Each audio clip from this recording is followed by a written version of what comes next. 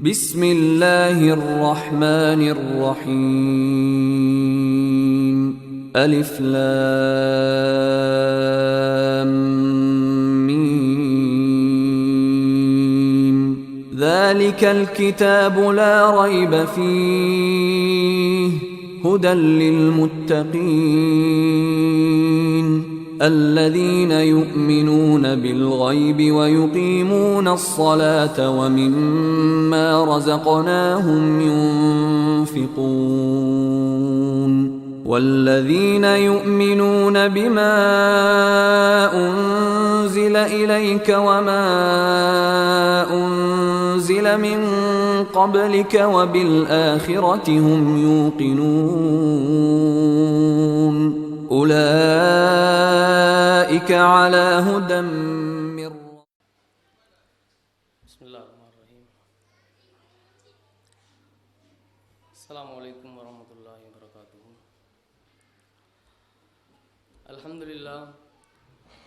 الحمد لله نحمده ونستعينه ونستغفره ونعوذ بالله من شرور أنفسنا ومن سيئات أعمالنا.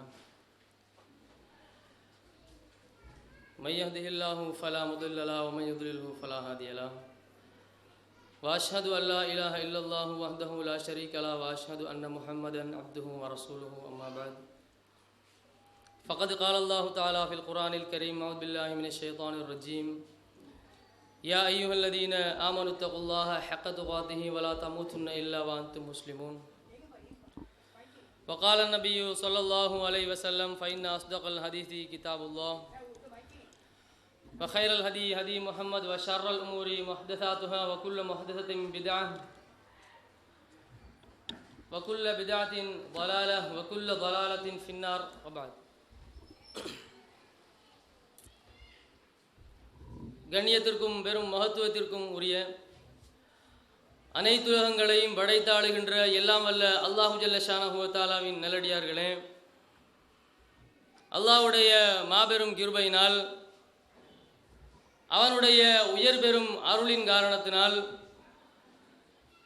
பெண்கள் மத்தியில் இஸ்லாமிய விழிப்புணர்வை ஏற்படுத்த வேண்டும் என்ற உயர்ந்த நன்னோக்கத்தோடு இது போன்ற பெண்கள் மாநாடுகள் நாடு தழுவிய ரீதியில் நம்முடைய மாவட்ட நிர்வாகங்களினால் ஏற்பாடு செய்யப்பட்டு நடாத்தப்பட்டு வருகிறது. இது போன்ற பெண்கள் மாநாடு நிகழ்ச்சிகளில் பெண்கள் மத்தியில் தெளிவான முறையில் எடுத்து எம்ப வேண்டிய பல வேறுபட்ட தலைப்புகளில் ஒன்றாக இன்றைக்கு இலங்கை நாட்டில் சூடு பிடித்திருக்கின்ற ஒரு முக்கியமான பிரச்சனையை பற்றிய தலைப்பு எனக்கு வழங்கப்பட்டிருக்கிறது. சிறுவர் துஷ்பிரயோகமும் பெற்றோர்களின் பொறுப்புகளும் என்ற தலைப்பு எனக்கு வழங்கப்பட்டிருக்கிறது. இந்த தலைப்பை பொறுத்தவரையில் அதனுடைய அவசியம் என்ன என்பதை நான் சொல்லாமலேயே நீங்கள் ஒவ்வொருவரும் புரிந்து கொள்ள முடியும். ஏனென்றால் நாட்டினுடைய நிலை அப்படி இருக்கிறது. இப்படிப்பட்ட நிலையில் இஸ்லாம் சம்பந்தமாக நாம் அறிந்து கொள்வது அவசியம் என்ற அடிப்படையில் தான் இந்த தலைப்பு வழங்கப்பட்டிருக்கிறது. முதல்ல அல்லாஹ் தஆலா மனிதர்களை எல்லோரையுமே ஒத்த சம வயதுடையவர்களாக படைக்கவில்லை. சிறியவர்களாகவும் பெரியவர்களாகவும் அல்லாஹ் படைத்திருக்கிறான். இந்த நிலையில் அல்லாஹ்வுடைய மார்க்கம் என்னென்ன விஷயங்களை எல்லாம் சொல்கிறது என்று பார்க்கிற வேளையில் முதலாவதாக இஸ்லாத்தை பொறுத்தவரையில் சிறியவர்கள் பெரியவர்கள் என்று வேறுபடுத்தி பார்ப்பதற்கான சில வழிகாட்டல்கள் இருக்கத்தான் செய்கிறது. அதில் பெரியவர்களை பற்றி நபிகள் நாயகம் ஸல்லல்லாஹு அலைஹி வஸல்லம் அவர்கள் ஒரு செய்தியை சொல்கிறாங்க. அதாவது ரசூல் ஸல்லல்லாஹு அலைஹி வஸல்லம் அவங்க ஒரு கனவு காண்றாங்க. இது முஸ்லீமில் 4568வது இலக்கத்தில் வரக்கூடிய ஒரு செய்தி. கனவுல ரசூல் ஸல்லல்லாஹு அலைஹி வஸல்லம் என்ன பார்க்குறாங்கன்னு சொன்னால், பல்ல துளக்கிக்கிட்டு இருக்கிறாங்க ரசூல் ஸல்லல்லாஹு அலைஹி வஸல்லம் ஒரு குச்சியை வைத்து கொண்டு. அப்போ 2 பேர் வருகிறார்கள். ரசூல் ஸல்லல்லாஹு அலைஹி வஸல்லம் அவருடைய அந்த குச்சியை எங்கிட்ட கொடுன்னு சொல்லி பறிக்கிறாங்க. அப்போ நபிகள் நாயகம் ஸல்லல்லாஹு அலைஹி வஸல்லம் அவர்கள் ஒருவருடைய கையில் அந்த குச்சியை கொடுக்குறாங்க. அவர் சிறிய ஆளாக இருக்கிறார், சின்ன ஆளாக இருக்கிறார், வந்த ஆளில் சின்னவர். அப்போ ரசூல் ஸல்லல்லாஹு அலைஹி வஸல்லம் அவர்களுக்கு கட்டளையிடப்படுகிறது. அல்லாஹ் சொல்கிறான், நீங்கள் வந்து பெரியவருக்கு கொடுங்க, பெரியவருக்கு முன்னுரிமை கொடுங்க என்று சொல்லி சொன்ன உடனே ரசூல் ஸல்லல்லாஹு அலைஹி வஸல்லம் என்ன பண்ணுறாங்க, அந்த குச்சியை வந்து பெரிய ஆள் இடத்துல கொடுத்துட்டாங்க.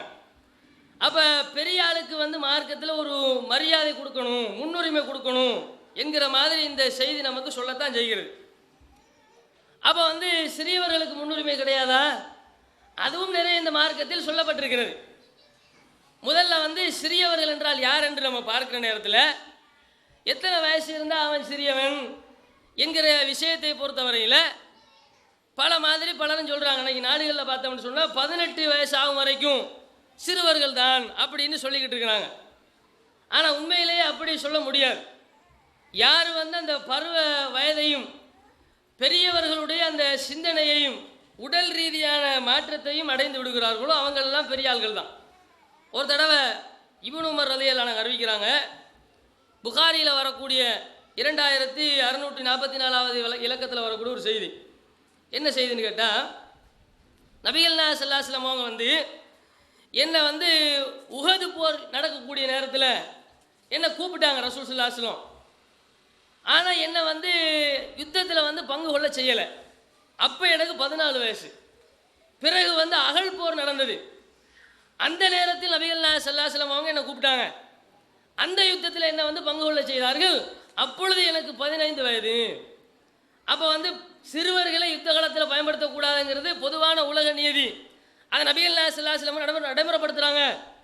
இப்னு உமர் வந்து 14 வயசாக இருக்கும் பொழுது பயன்படுத்தலை. அப்போ அவர் சின்னவராக இருந்திருக்கிறார். 15 வயது என்பதை இஸ்லாம் ஒரு பெரிய வயதாக, ஒரு ஆம்பளை பிள்ளையுடைய பெரிய வயசாக இஸ்லாம் பார்க்குது. அப்போ அதுக்கு கீழே இருந்தால் என்ன, அந்த பிள்ளை வந்து சின்ன பிள்ளை, சிறு பிள்ளை, சிறுவன் என்று அர்த்தம். அதே மாதிரி பெண்களை எடுத்துக்கிட்டால் கூட பெண்கள் வந்து பூ பெய்கிறது, பெரிய மனுஷி ஆகுறது, அந்த வயசுக்கு வந்து அந்த எல்லைக்கு வந்துட்டாங்கன்னு சொன்னால் அதோட அவங்க வந்து பெரிய ஆள் ஆகிடுறாங்க. அதை எட்டும் வரைக்கும் அவர்கள் யார்? சிறுமி, சிறு வயது பிள்ளை என்ற அர்த்தத்தில் என்ன செய்ய முடியும், நம்ம இதை வந்து நம்ம விளைய கொள்ள முடியும். அதே நேரம் சிறுவர்களை பொறுத்தவரையில் அறிவிலையும் உடல் பலத்திலையும் பெரியவர்களுக்கு இருக்கக்கூடிய அளவுக்கு அவங்களுக்கு பலம் கிடையாது. அதனால் அவர்களுக்கு இழைக்கப்படக்கூடிய துன்பங்கள், தொந்தரவுகளை பொறுத்தவரையில் பெரியவர்கள் தாங்கிக் கொள்ளக்கூடிய அளவுக்கு என்ன செய்ய மாட்டாங்க, சிறுவர்கள் வந்து தாங்கிக் கொள்ள மாட்டார்கள். அப்போ அவருடைய உரிமைகள் என்ன செய்யணும், நம்ம பெரியவர்கள் தான் பாதுகாக்கணும். சிறியவர்களுக்கு உரிமை இருக்கிறது என்று சொல்லி இன்றைக்கு பல அமைப்புகள் பேசுகிறது. சிறுவர் உரிமை அமைப்புகள் எல்லாம் சிறுவர்களுடைய உரிமைகளுக்காக வேண்டி இன்றைக்கு சட்டங்கள் வகுத்து வச்சு இன்றைக்கு நாடுகளில் நடைமுறைப்படுத்தப்படுது. அதெல்லாம் இன்றைக்கி தான் நவீன காலத்தில் தான் இதெல்லாம் செய்யலாம். இப்போ ஒரு 100 வருஷத்துக்கு முன்னாடி போனீங்கன்னா அந்த சட்டமெல்லாம் உலகத்தில் இருந்திருக்கவே செய்யாது. இப்போ எல்லாம் படித்து கற்று தேர்ந்த காலத்தில் எல்லாம் எழுதி வச்சுருக்கிறான் சட்டமெல்லாம். ஆனால் காட்டு மிராண்டிகள் வாழ்ந்த காலத்திலே நபிகள் நாயகம் ஸல்லல்லாஹு அலைஹி வஸல்லம் என்ன பண்ணுறாங்க, அகில உலகத்தினுடைய வழிகாட்டுதலின் முன்னோடியாக திகழ்ந்த அண்ணலம் பெருமகனார் ஸல்லல்லாஹு அலைஹி வஸல்லம் அவர்கள் அன்றைக்கு சிறுவர்களுடைய உரிமையை எந்த அளவுக்கு வந்து எடுத்து இயம்புறாங்கன்னு பாருங்க. ஒரு தடவை ரசூல் ஸல்லல்லாஹு அலைஹி வஸல்லம் அவங்க இருக்கிறாங்க. ஒரு பால் பாத்திரம் ரசூல் இடத்துல வருகிறது. அந்த நபிகள் நாயகம் ஸல்லல்லாஹு அலைஹி வஸல்லம் அருந்துறார்கள். அருந்து விட்டு யாருக்கு கொடுக்கணும்னு சபையில் பார்த்தா வலது பக்கம் தான் கொடுக்கணும். ஆனால் ஒரு சின்ன பையன் தான் உட்கார்ந்துருக்கிறார். இடது பக்கத்தில் பெரிய பெரிய ஆட்கள்லாம் உட்கார்ந்துருக்கிறாங்க. அப்போ நபிகள் நாயகம் ஸல்லல்லாஹு அலைஹி வஸல்லம் என்ன பண்ணலை, இந்தாங்க பெரிய ஆள்கள் நீங்களே வச்சுக்கன்னு கொடுக்கல. சட்டம் வந்து வலது பக்கத்தில் உள்ள ஆளுக்கு தான் கொடுக்கணும். இப்போ வலது பக்கத்தில் இருக்கிறது சிறுவர். அப்போ ரசூலுல்லாஹ் கேட்குறாங்க, சின்ன பையனை கூப்பிட்டு கேட்குறாங்க, இந்த பாத்திரத்தை நான் அவர்களுக்கு கொடுப்பதை நீ விரும்புகிறாயா என்று கேட்ட உடனே அப்போ அந்த சிறுவர் சொல்கிறார். எப்படி சொல்கிறான்னு சொன்னால், லா வல்லாஹி, அல்லாஹ் மீது ஆணையாக நான் சொல்கிறேன், நான் முடியாது, நான் விட்டு கொடுக்க மாட்டேன். லா ஊசிரு பி நசீபத்தி மின்க அஹதன், உங்களிடத்திலிருந்து கிடைக்கக்கூடிய எந்த ஒரு சிறப்பையோ அந்தஸ்தையோ நான் வந்து யாருக்காகவும் விட்டு கொடுக்க மாட்டேன், எதையுமே விட்டு கொடுக்க மாட்டேன். ஃபதலஹு ஃபி யதிஹி. அப்போ நபிகள் நாயகம் ஸல்லல்லாஹு அலைஹி வஸல்லம் என்ன பண்ணிட்டாங்க, அந்த சிறுவருடைய கையிலேயே வந்து அதை கொடுத்துட்டாங்கன்னு வருது. அப்போ அந்த உரிமையை எந்த அளவுக்கு கேட்குறான்னு பார்த்தீங்களா. சின்ன பையனாக இருந்தால் கூட அவனுடைய உரிமையில் வந்து இன்றைக்கி நம்ம மதிக்க மாட்டேங்கிறோம். அவன் சின்ன பொடியன் தானே, அவனுக்கு என்னத்துக்கு இதை பற்றி பேசணும் அப்படின்னு வீட்டில் பெரிய பெரிய ஆட்கள் பெரிய பெரிய விஷயத்தை பேசிகிட்டு இருப்பாங்க. சின்ன குழந்தையுடைய உரிமை பாதிக்கப்படுவது நிறைய பேருக்கு விளங்குறது கிடையாது. ஆனால் ரசூல் ஸல்லல்லாஹு என்ன பண்ணுறாங்க, யாரோ ஒரு பையனுக்கு கூட அந்த உரிமையை கொடுக்குறாங்க பாருங்க. அப்போ உரிமை என்பது சிறுவர்களுக்கும் கொடுக்கப்பட வேண்டும் என்பதை அன்றைக்கே நபிகள் நாயகம் ஸல்லல்லாஹு அலைஹி வஸல்லம் அவர்கள் வழிகாட்டி இருக்கிறத நம்ம பார்க்குறோம் இந்த செய்தியிலிருந்து. அதே மாதிரி புகாரியில் 1354 1355 ஆகிய இலக்கங்களில் ஒரு செய்தி வருது. இப்னு ஸையாதுன்னு ஒருத்தன், இவன் யாருன்னு சொன்னா சின்ன பையன்தான், சின்ன பொடியன்தான், சிறுவன் தான். ஆனால் நான் ஒரு நபின்னு அவன் வாதிட்டுக்கிட்டு இருந்தான். ரசூல் ஸல்லல்லாஹு அலைஹி வஸல்லம் அவர்கள் நபின்னு சொன்னாங்க. பொய் நபிமார்கள் உருவாயினாங்களா இல்லையா? அந்த பொய் நபிமார்களுடைய அந்த பட்டியலில் யாரும் இணைகிறான் என்றால் இந்த இப்னு ஸையாத் என்று சொல்லக்கூடிய ஒரு சிறுவன், சின்ன பையன். சின்ன பையன் போய் ரசூல் தன்னை வாதிடுறான்னாலே ஒரு அதிசயமான ஒரு விஷயம்தான். ஆனாலும் அவனுடைய அந்த தாக்கம் சமுதாயத்தில் என்னது பெருசாக எடுபடுது. இன்னைக்கு கூட பார்க்குறோமா இல்லையா? சமுதாயத்தில் எவனாவது சின்ன பொடியமாக இருக்கு மெண்டல் ஆயிருமா? அவன் எவன் வித்தியாசமாக கத்த ஆரம்பிச்ச உடனே டே இவன் சின்ன பொடியனாக இருந்தாலும் அவனுக்கு ஜின் பூந்து இருக்குது, இவனுக்கிட்ட போனால் வைத்தியம் பார்க்கலாம் வாங்கடான்னு சொல்லி சின்ன பிள்ளைகிட்ட போய் இன்னைக்கு பெரிய பெரிய எரும மாடெல்லாம் கியூவில் நின்று வைத்தியம் பார்க்குற காலத்தை பார்க்குறமா இல்லையா? அவனுக்கு பால் குடிக்கிறதையே சரியா செய்ய தெரியாது. அப்படிப்பட்ட சின்ன பிள்ளைகிட்ட போய் இந்த இங்கிட்டு வலிக்குது அங்கிட்டு வலிக்குதுன்னு சொல்லி அவன்கிட்ட போய் மருந்து வாங்குறாங்க. அவன் ஊதி பார்க்குறான். அந்த அளவுக்கு மனுஷன் கிறுக்கனாக இருக்கிறான். அது மாதிரி ரசூலோட காலத்தில் அந்த சின்ன பையன் சில விஷயங்களை செஞ்ச உடனே அது பெரிய பாதிப்பு ஏற்படுத்துது. அப்போ நபிகள் நாயகம் ஸல்லல்லாஹு அலைஹி வஸல்லம் போய் அந்த சிறுவனோட பல விஷயங்களை பேசுகிறாங்க. அவன் சொல்கிறான், எனக்கு ஒரே குழப்பமாக இருக்குது, வஹி இறங்குற மாதிரி இருக்குதுன்னெலாம் சொல்கிறான். அப்போ உனக்கு ஒரு குழப்பந்தான் ரசூலுல்லாஹ் சொல்லிட்டாங்க. அதுக்கு பின்னாடி ரசூல் ஸல்லல்லாஹு அலைஹி வஸல்லம் ஒரு திருமறையினுடைய அத்தியாயத்தை மனசுக்குள்ள நினச்சிக்கிட்டு நான் இப்போ என்ன நினச்சேன்னு நீ சொல்கிறா வைப்போம் அப்படின்னு உடனே அவன் துக்குங்கிறான். துக்கண்டா என்னண்டே அவனுக்கு தெரியாது. அப்படின்னு ரசூல் ஸல்லல்லாஹு அலைஹி வஸல்லம் அவனை விட்டுட்டு வந்துட்டாங்க. உமர் ரலியல்லாஹு அன்ஹு கேட்குறாங்க, அல்லாஹ்வுடைய தூதரே இவனை கழுத்தை எடுத்துருவோமா? உமர் ரலியல்லாஹு அன்ஹு எப்போவுமே போட்டு தள்ளுறதுலேயே குறியா இருப்பாரா?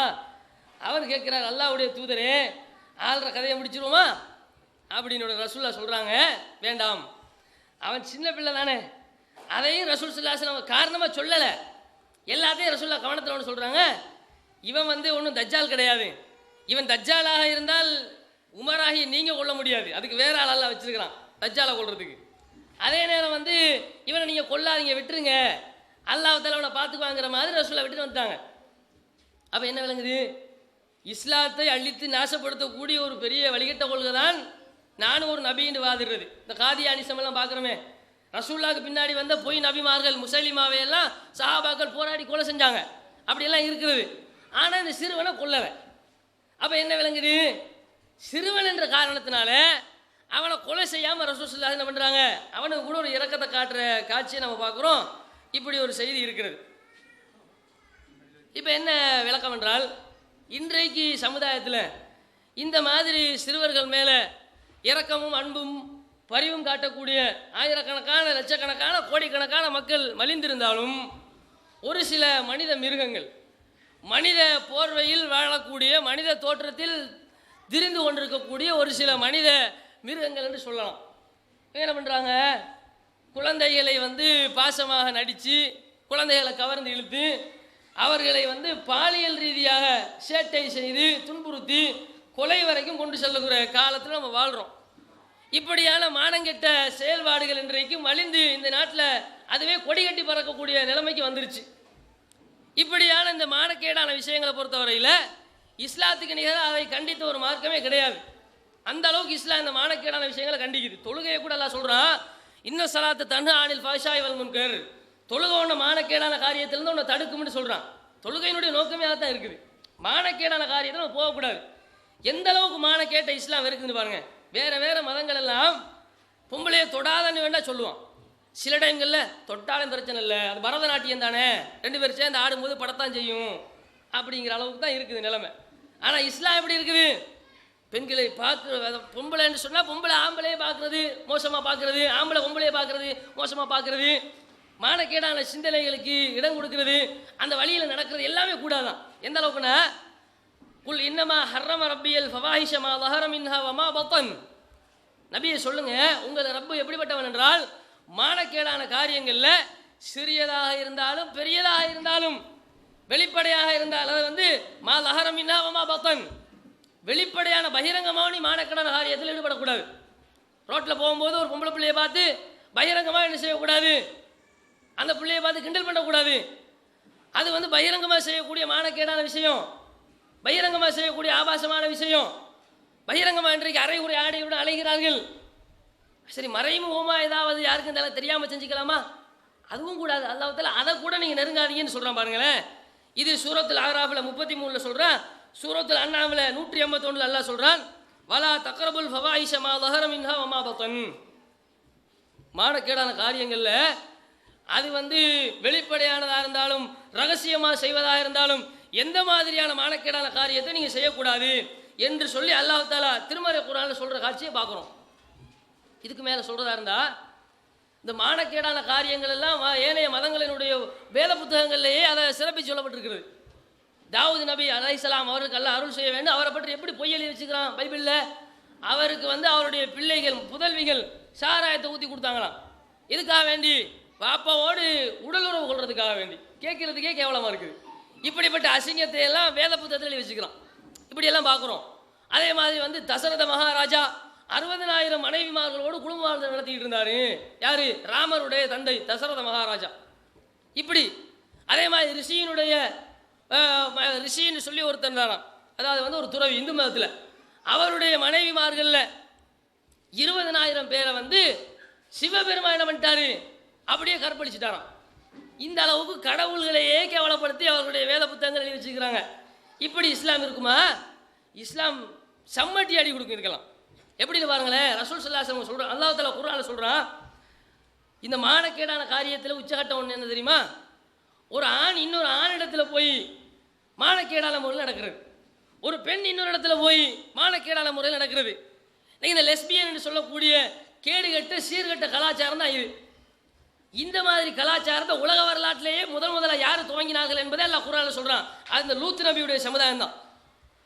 ஆண்களுக்கு அல்லாஹ் தஆலா பெண்களை படைச்சிருக்க, அவன் என்ன செஞ்சான்? ஆண்களையே தேடி போய் ஆண்களுடைய உறவு கொண்டான்.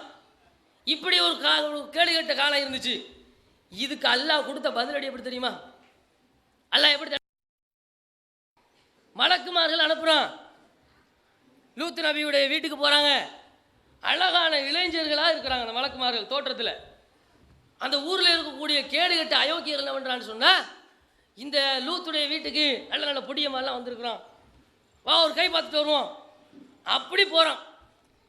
போனால் லூத்து நபிக்கே பொறுக்க முடியலை. டேய், இவரெல்லாம் என் வீட்டுக்கு வந்த விருந்தாளிகள்ரா, வேணுமென்னா என்னுடைய பிள்ளைகள் பெப்புல பிள்ளைகள் இருக்கிறது, அழகான முறையில் திருமணம் முடிச்சுக்க அப்படின்ட்டுலாம் சொல்லி பார்க்குறாரு. கேட்கல. அதுக்கு பயப்படணும். அந்த மலக்குமார் சொன்னாங்க, நீங்கள் எதுக்கு பயப்படுறீங்க? நாங்கள் யார் தெரியுமா?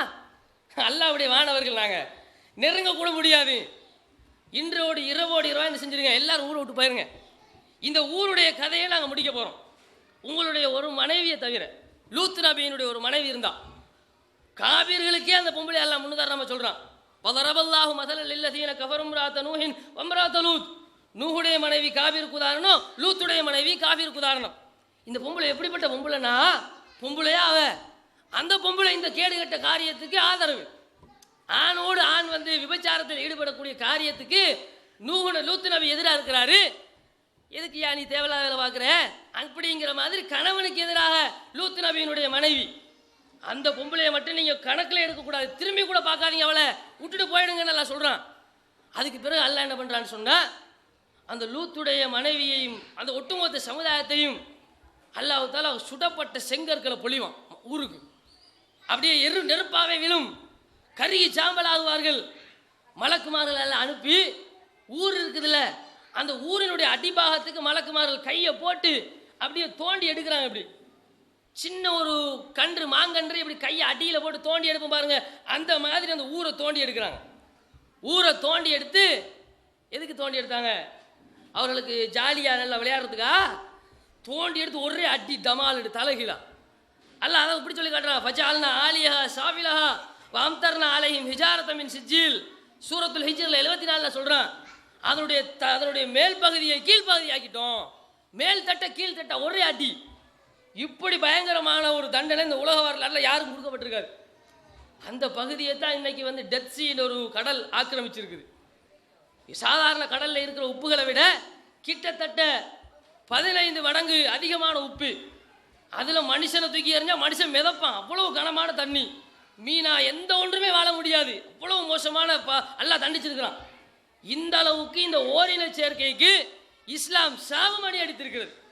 ஆனால் அப்படிப்பட்ட மார்க்கத்தில் நம்முடைய முஸ்லீம்கள் கூட என்ன பண்ணுறாங்க, அப்பப்போ இந்த மாதிரியான கேடுகட்ட அனாச்சாரத்தை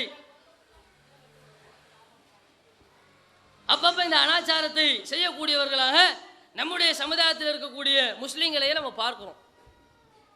இப்போ இலங்கை நாட்டில் நடந்த சில விஷயங்களை நீங்கள் பாருங்கள்.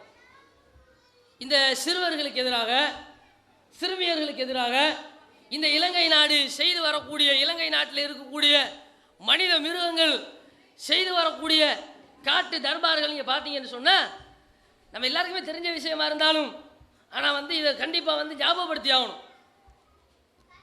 அண்மையில் எங்களுடைய ஊர்னே சொல்லலாம், காத்தாங்குடி. அதில் ஸ்கூலில் படிக்கக்கூடிய, புலமை பரிசில் 5ஆம் ஆண்டு படிக்கக்கூடிய ஒரு குழந்தை, ஒரு சிறுமி சீமா என்று சொல்லக்கூடிய ஒரு பிள்ளை. அந்த பிள்ளை தன்னுடைய பாட்டியோடு நல்ல முறையில் விளையாடிக்கிட்டு இருக்கிறார். மழை பொழிந்து கொண்டு இருக்கிறது. கையிலே ஒரு குடையோடு அந்த குழந்தை தங்களுடைய வீட்டினுடைய கடைக்கு முன்னாடி விளையாடிக்கிட்டு இருக்குது. ஒருத்தன் வர்றான், பேரு ரமலான். பேர் என்ன? ரமலான். ரமலான் என்ன மாதிரி காரியத்தை பண்ண போறாருன்னா, கடையில் போய் பீடியை வாங்கிக்கிட்டு போகிறதுக்கு முடியாமல் மலையில் ஒய்யரமாக ஒளிஞ்சு நிற்கிறார் ஒரு ஓரத்தில் ஒண்டிக்கிட்டு. அந்த அந்த நாய் மேலே இறக்கப்பட்டு அந்த பாட்டி சொல்கிறாங்க, ஏமா சீமா, இவனை கொண்டு போய் வேற கொண்டு போய் அவருடைய வீட்டில் விட்டுட்டு வாங்கலை அப்படின்னு சொன்ன உடனே குழந்தை இவனது பயமறியாது, இளங்கன்று பயமறியாது என்று சொல்வார்கள், துள்ளிய உடனே ஓடி செல்கிறது. இவனை காப்பாற்றுவதற்காக வேண்டி, மலையில் நடையக்கூடாது என்பதற்காக வேண்டி, காத்து வீட்டில் விடுவதற்காக வேண்டி குடையுடன் செல்கிறது. போன குழந்தையை காணவில்லை. மணிக்கணக்காகிறது காணவில்லை. இராப்பொழுது வந்துவிட்டது காணவில்லை. பெற்றோர்களும் தாய் தந்தையர்கள் வீட்டிலே இருக்கக்கூடிய அனைவருமே அப்படியே பதறி போய்விடுகிறார்கள். எங்கே குழந்தையை காணவில்லை என்று பல இடங்களிலும் தேடி பார்க்கிறார்கள். குறித்த நபருடைய வீட்டுக்கு போய் தேடி பார்த்தால் வீடு மூடப்பட்டிருக்கிறது. குழந்தையினுடைய சப்தத்தை காணவில்லை. திரும்ப அந்த நபரை காணப்படுகிறது. ரமலான், என்னடா புள்ளைய காணல? இல்லை, ப்ளூ கலர் ஆட்டா ஒருத்தன் வந்துக்கிட்டு இருந்துச்சு, அவன் கூட இந்த புள்ள பேசிக்கிட்டு நான் கண்டேன். அப்படியா, சரி, எவனா இருப்பானோ அந்த பிள்ளையோட அவனோட தான் போயிருப்பாங்களோ என்று போய் சொல்கிறான். அதுக்கு பிறகு போலீஸால் அந்த வீட்டை திறங்கன்னு சொல்ல போலீஸ்காரன் திறக்கலை. பார்த்தா பலவந்தமாக அந்த வீட்டை உடைத்து உள்ளே சென்று பார்த்தால் கட்டில் இருக்கிறது. பெரிய கட்டிலுக்கு கீழே ஒரு பெரிய உரம்பேக்கு, போரபேக்கு ஒன்று கட்டப்பட்டு கிடக்கிறது. போரபோக்கை எடுத்து அவிழ்த்து பார்த்தால் ரத்தம் வடிய வடிய உயிர் பதைக்க அந்த குழந்தை உயிர் ஊசலாடி கொண்டிருக்கக்கூடிய நிலையில் அப்படியே கிடக்கிறது. கழுத்தில் நெருக்கப்பட்டிருக்கிறது. குழந்தையை காப்பாற்றுவதற்கு அவசரமாக ஆஸ்பத்திரிக்கு ஏற்றி அனுப்பினால் மரண செய்தி தான் வீட்டுக்கு வருகிறது. குடும்பத்தவர்கள், ஊர் மக்கள் அனைவரும் பதறி போய் விடுகிறார்கள். இப்படிப்பட்ட அயோக்கியத்தனத்தை, அக்கிரமத்தை செய்த அந்த மிருகத்தை களிமா சொன்ன கலிசரதான் இவன், களிமா சொன்னவன் தான் இவன். எப்படிப்பட்ட கேடுகட்ட கீழ்த்தரமான வேலையை செய்யக்கூடிய அளவுக்கு அவனுடைய மனசாட்சி போயிருக்கிறது விளங்குறதா? விரட்டி போய் ஆளை துரத்தி போய் அவனுடைய பழைய மனைவியுடைய ஊருக்கு போய் பார்த்தால் அங்கே இருக்கிறாரு பதியத்தலாவையில். அங்கெல்லாம் கல்யாணம். ஆளை கொண்டு வச்சு விசாரணை பண்ணி பார்த்தா இவர் தான் ஆளு. துஷ்பிரயோகம் செய்து அந்த சிறுமியை கொன்றுவிட்டான் என்ற தகவல் தெரிந்தவுடன் அவனை கொல்வதற்கென்றே ஊர் திரண்டாலும் சட்டத்திற்கு முன்னால் கொல்ல முடியாது. ஆனால் என்ன, இதுவரைக்கும் என்ன தீர்ப்பு, எந்த வக்கீலும் அவனுக்கு ஆதரவாக பேசக்கூடாதுன்னு சொல்லப்பட்டாலும் சரியான தீர்ப்பு வழங்கப்பட்டதாக இன்னும் வரவில்லை. ஜெயிலில் இருக்கிறதா மட்டும்தான் வருது. துஷ்பிரயோகம் செஞ்சிருக்கிறான், ஒரு சிறுமியை துடிக்க பதைக்கு கொலை செய்திருக்கிறான், கட்டி வைத்து உள்ளே மூச்சு திணறக்கூடிய அளவுக்கு அக்கிரமம் செய்திருக்கிறான். இவ்வளவு பெரிய ஒரு ஈனச் செயலை செய்தவனுக்கு என்ன தண்டனை கொடுக்கணுமோ அந்த தண்டனை கொடுக்கப்பட்டதா இன்னும் தெரியவில்லை. இது ஒரு சம்பவமாச்சா? இது கொஞ்சம் அண்மை, கொஞ்சம் நீண்ட நாட்களுக்கு முன்னாடி நடந்துச்சு. ஒரு 10-5-6 மாதத்துக்கு முன்னாடி நடந்தது. இப்போ இலங்கையில் கம்பஹா என்று சொல்லக்கூடிய மாவட்டம், அந்நிய சமுதாயத்தவர்கள் நிறைந்து வாழக்கூடிய, பெரும்பான்மை மக்கள் நிறைந்து வாழக்கூடிய அந்த மாவட்டத்தில் இன்றைக்கு இந்த சிறுவர் துஷ்பிரயோகம் என்பது கொடி கட்டி பறக்கிறது. எந்த அளவுக்கு பாருங்க நீங்க. நம்ம எல்லாருக்கும் தெரிஞ்ச ஒரு செய்தி, 4.5 வயது சிறுமி, பாடசாலை சிறுமி, சேயான்னு சொல்லக்கூடிய ஒரு சிறுமி, அந்த குழந்தையை காணவில்லை. தூங்கி எழுந்து பெற்றோர்கள் காலையில் குழந்தையை தேடுகிறார். எங்கடா படுத்துக்கிட்டு இருந்த குழந்தையை காணல, குழந்தை கடத்தப்பட்டு விட்டதாக சந்தேகித்து போலீஸுக்கு தகவல் சொல்லி ஊர் மக்களுக்கு தகவல் சொல்லி ஒட்டுமொத்தமாக தேடி அலைகிறார்கள். எங்கும் குழந்தை இல்லை. ஓரிரு நாட்களுக்கு பின்பு குழந்தை ஒரு காட்டிற்குள் ஒரு மரப்பொந்திற்குள் அப்படியே ஒட்டு துணி இல்லாமல் கசக்கப்பட்ட பேப்பரை போன்று கிடக்கிறது. குழந்தையினுடைய கழுத்தில் எரிக்கப்பட்டு குழந்தையினுடைய உயிர் பறிக்கப்பட்டிருக்கிறது. வைத்திய பரிசோதனைக்கு உட்படுத்தி பார்த்தால் குழந்தையை துஷ்பிரயோகம் செய்து கொல்லப்பட்டிருக்கிறது. யாரு என்ன நடந்தது, யார் இப்படி செய்தது என்று பல்வேறுபட்ட கேள்விகள், விசாரணைகள். அங்க இருக்கக்கூடிய ஒரு முதியவரை கொண்டுட்டு போறான், பெற்றெடுத்த தந்தையை கூட்டிட்டு போறான், 17 வயசு குடும்ப பையனை கூட்டிட்டு போறான். இப்படி பலரையும் கூட்டிட்டு போய் விசாரிக்கிறார்கள். பலரிடத்திலும் விசாரணைக்கு வாக்குமூலத்தை எடுக்கிறார்கள். யாரும் அகப்படுற மாதிரி தெரியல. குழந்தை கொல்லப்பட்டது, துஷ்பிரயோகம் செய்யப்பட்டது மாத்திரம் உண்மை. குழந்தையினுடைய உடலில் இருக்கக்கூடிய ஒரு முடியை மாத்திரம் வைத்து DNA டெஸ்ட் நடத்தப்படுகிறது. கடைசியாக ஒருவர் கையங்களவும் மாட்டுறாரு. கையங்களவும் மாட்டவனை கொண்டு போய் தெரியுமா, கையங்களவும் ஒருத்த மாற்றவரை கொண்டு போய் விசாரணை பண்ணி பார்த்தா அவன் நான் தான் அந்த குற்றவாளி, நான் தான் துஷ்பிரயோகம் செய்து, அதாவது நான் தான் அந்த குற்றவாளி அப்படின்னு சொல்றான். அவன் கொண்டையான்னு சொல்லக்கூடிய ஒருத்தன். ஆனால் உண்மையிலேயே DNA டெஸ்ட் பண்ணி பார்த்தா அவனுக்கும் அதுக்கும் சம்மந்தம் இல்லை. வாக்குமூலம் கொடுத்துருக்கிறான் நான் தான் சொல்லி, ஆனா அவன் இல்லை. அப்ப யாரு என்று தேடி பார்த்தால் அவனுடைய கூட பிறந்த சகோதரன் ஒருத்தன். அவன் தான் இந்த காட்டு தர்பாரை செஞ்சிருக்கிறான். பிறகு அவரை கொண்டு போய் விசாரணை பண்ணி எல்லா விஷயமும் வெட்டி வெளிச்சத்துக்கு வருகிறது. என்னடா பண்ணன்னு கேட்டா, இரவு நேரத்தில் அந்த குழந்தையினுடைய தாயினுடைய வீட்டுக்குள்ள பாஞ்சி அந்த தாயை நான் துவம்சம் செய்வதற்கு தான் நினைச்சிருந்தேன். ஆனால் எனக்கு சமயக்கட்டில் போய் கத்தி தேடினா எந்த ஒரு கத்தியும் கையில் கிடைக்கல. கத்தி இருந்தால் தான் எனக்கு சேஃப்டி. கத்தி எதுவும் கிடைக்காததுனால நேரம் ஆக ஆக ஏதாவது ஒன்று செஞ்சாகணும். நடுநிசி நேரத்தில் ஜன்னலுக்குள்ளே உள்ள பாஞ்சு தூங்கிக்கிட்டு இருந்த குழந்தையில் ஒன்று தூக்கிக்கிட்டு போயிட்டேன். இப்படித்தான் அந்த குழந்தையை நான் வந்து துஷ்பிரயோகம் செய்து கொலை செய்தேன். ஈவிரக்கம் கட்ட எரும மாடு ஒரு சிறு குழந்தை என்று கூட பார்க்காமல் தன்னுடைய கேவலமான மனித இச்சையை தீர்த்து கொள்வதற்காக வேண்டி ஒரு சிறு குழந்தையை துஷ்பிரயோகம் செய்தது மாத்திரமில்லாமல் உயிரோடாவது விட்டு தொலையலாமே, அதை கூட செய்யாமல் அப்படியே துடிக்க துடிக்க கழுத்தை நெறித்து கொண்டிருக்கக்கூடிய காட்சியை இந்த நாட்டில் பார்க்குறோம். இப்படி ஒரு சம்பவம், இது மாதிரி ஒரு சம்பவம் நடந்து அந்த கேஸ் வந்து இன்னும் தீர்வு முடியலைங்கிறதுக்குள்ள திருப்பையும் ஒரு அதிர்ச்சிகரமான சம்பவம் அதே மாவட்டத்தில் அதிர்ச்சிக்கு மேல் அதிர்ச்சியாக தான் இருக்கிறது. 8 வயது சிறுமியை பாட்டனாரும் மாமனாரும் சேர்ந்து வீட்டிற்குள்ளே இருக்கக்கூடிய 8 வயது சிறுமியை நாசப்படுத்திய செய்தியை நம்ம கேள்விப்படுறோம். அப்ப எந்த அளவுக்கு மக்கள் மத்தியில் ஒரு மிருக வெறித்தனமும் மனிதாபிமானத்துக்கு எதிரான ஒரு உணர்வும் ததும்பி வழிகிறது விளங்குதா? மனுஷன் இன்றைக்கு மிருகமாக மாறிட்டான். மனுஷ தன்மையிலிருந்து வேற இடத்துக்கு போயிட்டான். அந்த அளவுக்கு பார்க்கணும். இந்த நாட்டில் கொலைகளுக்கு கூட பஞ்சம் கிடையாது. பெரிய பிள்ளையை கூட விட்டு வைக்கிறான் இல்லை, சிறிய பிள்ளையை கூட விட்டு வைக்கிறான் இல்லை, ஆண்களை கூட விட்டு வைக்கிறார்கள் இல்லை. இப்படிப்பட்ட காரியங்களில் பெண்களும் அங்கங்கே ஈடுபடக்கூடிய பெரிய வயதிலே இருக்கக்கூடிய பெண்களுடைய செய்திகளையும் கேள்விப்பட்டு காரித்து போகக்கூடிய அளவிற்கு சில கலிசரைத்தனமான குடும்ப பெண்களையும் பார்க்கிறோம், கேள்விப்படுகிறோம். அப்ப இதெல்லாம் என்னதற்கு அடையாளம் என்றால், இங்கே நம்முடைய சமுதாயத்தில் குடும்ப கட்டமைப்பு சீரழிந்து விட்டது, மனிதாபிமானம் சீரழிந்து விட்டது, நல்ல உணர்ச்சிகள் அப்படியே தீக்கிரையாக்கப்பட்டு விட்டது. நல்ல சிந்தனை, மனிதாபிமான சிந்தனை என்பது இன்னைக்கு லேசில் வரமாட்டேங்குது. புங்குடுதீவில் யாழ்ப்பாணத்தில் வித்யான்னு சொல்லக்கூடிய ஒரு பள்ளிக்கூட மாணவி ஒரு பெரிய ஒரு கும்பலால் கடத்தப்பட்டு துஷ்பிரயோகம் செய்யப்பட்டு அந்த பெண்மணி கொலை செய்யப்பட்ட காட்சியை பார்க்குறோம். பள்ளிக்கூட மாணவி. இது எல்லாருக்கும் தெரிஞ்ச சம்பவம். இன்றைக்கு வரைக்கும் போராட்டம், ஆர்ப்பாட்டம் எல்லாம் நடக்கிறது. இப்படி பார்க்குறோமா இல்லையா? குற்றவாளிகளை பிடித்து விசாரணை பண்ணி வாக்குமூலத்தை கேட்டால் அது எங்களுக்கு சம்மந்தம் இல்லைன்னு சொல்கிறோம், நாங்கள் எதுவும் செய்யலைன்னு தான் சொல்கிறோம். தப்பிக்கிறதுக்கான எல்லா வேலையும் செய்கிறோம். இன்னொரு சம்பவம் இந்த நாட்டில் அதே கம்பஹாவில் தான் அதாவது வந்து கல்பொத்தன்னு சொல்லக்கூடிய இடம், அதில் நைவேலைங்கிற ஒரு ஊரில் 3 பேர் குடும்பத்தோடு கொலை பண்ணப்படுறாங்க. எப்படி கொலை பண்ணப்படுறாங்கண்டா, ஒரு பெரிய கோழி பண்ணைக்காரரு, மனைவி, ஒரு பிள்ளை. கோழி பண்ணை ஆஹா ஓஹோ நடக்குதா, அன்னாசி தோட்டம் வேற, நல்ல பணக்காரரு. இப்படி இருந்த நிலையில அந்த வீட்டிற்கு ஒருத்தன் கோழி வாங்க போறான்.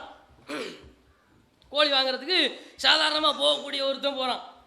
வீட்டுக்குள்ளே போய் பார்த்தா ஒரே வாடை, பொன வாடை வீசுகிறது. ஊர் மக்களிடத்தில் சொல்கிறான், அந்த வீட்டுக்குள்ளேருந்து ஒரே வாடை அடிக்கிறது, என்னன்னு நமக்கு தெரியலை. அவன் போயிட்டான். மக்கள் தேடி பார்க்க ஆரம்பிக்கிறாங்க. என்ன சொன்னான் இவன்? போய்தான் பார்ப்போமே. போய் பார்த்தா வீட்டுக்குள்ளேருந்து கடுமையான வாடை. ஜன்னல் வழியாக ஜன்னல் திறக்கப்பட்டிருக்கிறது. உள்ளே எட்டி பார்த்தால் கருப்பு கருப்பு ரப்பர் ஷீட்டில் போத்தப்பட்டு மூடப்பட்டு 2 கும்பம் இருக்கிறது. என்ன குவியல் அது? போலீஸுக்கு தகவல் சொல்லி காவல்துறையினர் வந்து வீட்டை உடைத்து உள்ளே போனால் வீட்டுக்குள்ளே இருக்கிற நாய் ஒன்று ரூமுக்குள்ளே வச்சுக்கிறான். நாய் போலீஸே உள்ளே நெருங்க விட மாட்டேங்குது. அதை மடக்கி ஒரு ரூமில் அடைச்சி வச்சுட்டு உள்ளே போய் ரப்பர் ஷீட்டை திறந்தால் வீட்டுக்காரன் அப்படியே பல நாள் செத்த புணமாக அப்படியே ஊதி போய் கிடக்கிறான். அடுத்த இடத்திலே அவனுடைய மனைவி அப்படியே செத்து போய் கிடக்கிறான். புருஷனும் கொஞ்சம் அதையும் கொலை. கொன்றது யார்? இந்த வீட்டில் ஒரு சின்ன பிள்ளை இருந்துச்சு, அந்த பிள்ளை எங்கே? இப்படி கேள்வி மக்கள் மத்தியில் குசுகுசுப்பாகுது. அப்படியே தேடிக்கிட்டு இருக்கும் பொழுது மக்கள் பேசிக்கிறாங்க, எவனோ ஒருத்தன் இந்த வீட்டில் வேலை செஞ்சுக்கிட்டு இருந்தான், அவனை இன்னைக்கு காணோம். அவன் தான் இந்த கொலையை பண்ணிட்டு இருக்கிற சொத்து மத்துக்களை எல்லாம் அடிச்சுக்கிட்டு வாகனத்தை எடுத்துக்கிட்டு குழந்தையும் கடத்திக்கிட்டு போயிட்டான் போல என்று சொல்லி மக்கள் பேசி கொண்டிருக்கும் பொழுது அந்த வீட்டு தோட்டத்துக்கு நடுவில் ஒரு பெரிய கிணறு இருக்குது. கிணற்றை கண்ட காவல்துறையினர் கிணறுக்கு அருகிலே நெருங்கி என்ன இருக்கிறது உள்ளே எட்டி பார்த்தால் அப்படியே ஊதி ஒரு சடலம் மிதக்கிறது. அந்த குழந்தை. 3 பேரும் கொலை. கொன்றது யார்? ஒரு ஆள் இருந்தான், வேலைக்கு இருந்தான், கோழி வியாபாரத்துக்கு வந்திருந்தான், பண்ணையில் வேலை செஞ்சுக்கிட்டு இருந்தான், மக்களோட பெருசாக பேசுறது இல்லை, ஒரு மாதிரியான டைப்பில் இருப்பான், அவனாக தான் இருக்கும் என்று சொன்ன உடனே பசியாலைக்கு அவனுடைய அட்ரஸுக்கு காவல்துறையினர் தேடி போய் பார்த்தால் ஆள் மாட்டிக்கிட்டாரு. என்னடா விளக்கம்னு சொல்லி விசாரணை பண்ணி 4 தட்டு தட்டினா, நான் தான் கொலை செஞ்சேன். எப்படா கொலை செஞ்சேன்? மனுஷனுடைய மனம் எந்த அளவுக்கு மாற்றுத்தனமாக மாறிடுச்சுன்னு பாருங்களேன். இவனுக்கு குடும்பம் இருக்கிறது, இவனுக்கு கள்ளக்காதலிகள் வேற இருக்கிறது. இந்த லட்சணத்தில் வீட்டில் வேலை செய்யக்கூடிய வீட்டுக்காரியோட கள்ள தொடர்பு. கணவர் கண்டிச்சு பார்க்குறாரு, பல நாள் சொல்லி பார்க்குறாரு, கேட்கல. ஒரு நாள் மனைவியை தாக்குறாரு. என்னதான் இருந்தால் ரோஷம் இல்லாமல் தாக்குவானா இல்லையா? இப்படிப்பட்ட ஒரு மானங்கெட்ட பொம்பளையோட எவனாவது வாழ்வானா? அதுக்கு இவருக்கு கள்ள புருஷனுக்கு கோவம் வந்துருச்சு. ஏண்டா நீ அடிக்கிற என்னுடைய காதலிக்குன்னு சொல்லி நிஜ புருஷனுக்கு போய் தாக்குறார். அவர் தாக்கினால் உண்மையான மனைவிக்கு என்னுடைய புருஷனை நீ ஏண்டா தாக்குறேன்னு சொல்லி அவைக்கு பாசம் சென்டிமெண்ட் வேற பக்கம் மாறி உள்ள. அப்போ நீங்கள் 2 பேருமே எனக்கு எதிரியா? உங்க 2 பேருக்குமே செய்கிற வேலைன்னு சொல்லி 2 பேருமே அடித்து கொள்கிறான். 2 பேரையும் அடித்து கொண்டுட்டு கையில் ரத்தம் வலிகிறது. கைகளை எல்லாம் ரத்தத்தை எல்லாம் கழுவிக்கிட்டு வெளியிலே பார்த்தால் தோட்டத்திற்குள் குழந்தை விளையாடுகிறது. குழந்தைக்கும் இவனுக்கும் அவ்வளவு பாசம் நெருக்கம், அப்படி பழகியிருக்கிறான்.